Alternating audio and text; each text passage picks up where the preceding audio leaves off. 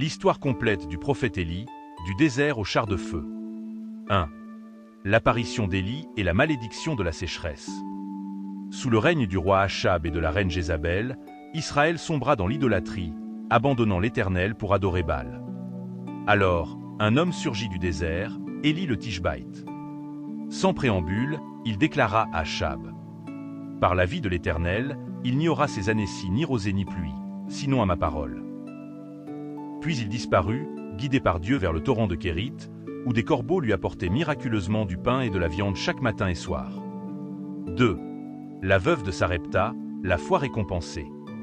Quand le torrent s'assécha, Dieu envoya Élie à Sarepta, chez une veuve étrangère. Elle n'avait qu'une poignée de farine et un peu d'huile, de quoi faire un dernier repas avant de mourir. Mais Élie lui dit: « Fais-moi d'abord un petit pain, puis tu en feras pour toi et ton fils. Car ainsi parle l'Éternel, la farine et l'huile ne manqueront pas jusqu'au jour où il enverra la pluie. » La femme obéit, et le miracle se réalisa, sa jarre ne s'épuisa pas. Plus tard, son fils tomba malade et mourut.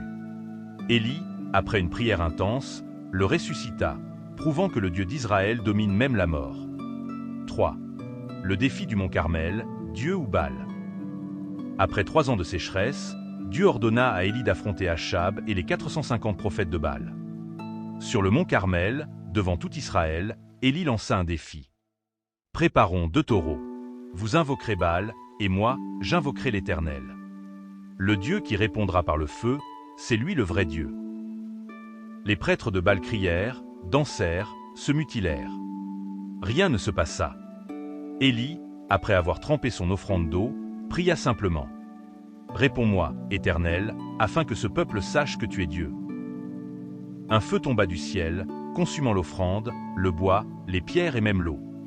Le peuple s'écria: « L'Éternel est Dieu. » Puis Élie égorgea les faux prophètes. Enfin, la pluie revint après qu'il eut prié 7 fois. 4. La fuite au désert et la révélation de Dieu. Jézabel, furieuse, jura de tuer Élie. Malgré sa victoire au Carmel, le prophète s'enfuit, épuisé et découragé. Sous un genêt, il murmura: « C'en est assez, Éternel. Prends ma vie, car je ne suis pas meilleur que mes pères. » Mais Dieu lui envoya un ange avec du pain et de l'eau, le sustentant pour 40 jours de marche.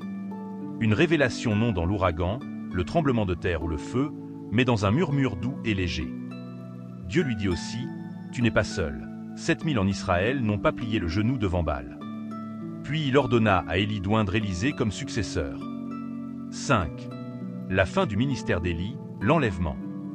Des années plus tard, Élie et Élisée marchèrent vers le Jourdain. Élie frappa l'eau avec son manteau, le fleuve s'ouvrit en 2.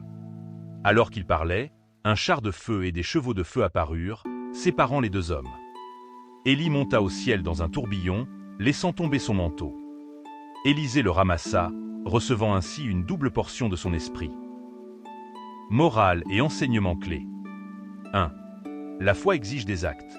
Comme la veuve de Sarepta, parfois Dieu nous demande de donner ce qu'il nous reste avant de pourvoir. 2.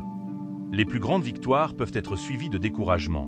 Même après le Carmel, Élie douta. Dieu ne le rejeta pas, mais le fortifia. 3. Dieu parle dans le silence, pas toujours dans le spectaculaire, mais dans une voix douce, pour ceux qui écoutent. 4. Personne n'est indispensable, mais chacun est utile. Élie pensait être le dernier fidèle, mais Dieu avait 7000 autres. Pourtant, son rôle était crucial. 5. L'héritage spirituel continue, Élisée prit la relève. Nos actions inspirent ceux qui viennent après nous. Marche devant ma face et sois intègre. Cette histoire montre que Dieu utilise des hommes faibles pour accomplir des choses grandes, non par leur force, mais par sa puissance.